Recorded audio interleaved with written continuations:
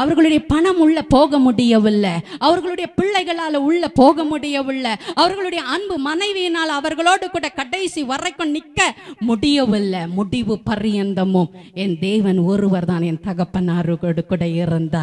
எங்க அப்பா கிட்ட போய் ஒரு நாள் அந்த ஐசியூ வார்டில் போய் படுத்து இருக்கிற பொழுது எங்க அப்பா கிட்ட நான் கேட்டேன், அப்பா நீங்க தனியாவே இருக்க மாட்டீங்களே, எப்படி இந்த இடத்துல 40 நாட்களுக்கும் மேலாக தனிமையில இருக்கிறீங்கன்னு சொன்ன பொழுது எங்க அப்பா சொன்னாங்க, நான் தனியாவே இல்லை, எங்க அப்பா ஏசி என் கூடவே உட்காந்துட்டு இருக்காரு, என் பக்கத்துல உட்காந்துட்டு இருக்காரு, என் கையை நீ தொட்டு பாரு எவ்வளவு சில்லுன்னு இருக்கு, கர்த்தருடைய அபிஷேகம் என்னை நிரப்பிக்கொண்டே இருக்கிறது.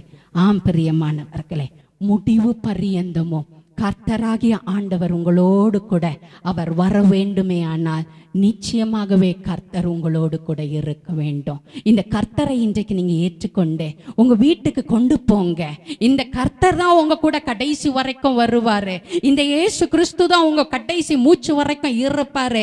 உன் சொந்த பந்தம் உன் கூட வராது, உன் பதவி அந்தஸ்து உன் கூட வராது, நீ சம்பாதிச்சு வச்சிருக்கிற அல்மேரா கபோர்டுகளை பூட்டி வச்சிருக்கிற அல்லது பேங்க் அக்கவுண்ட் உன்னோடு கூட வராது.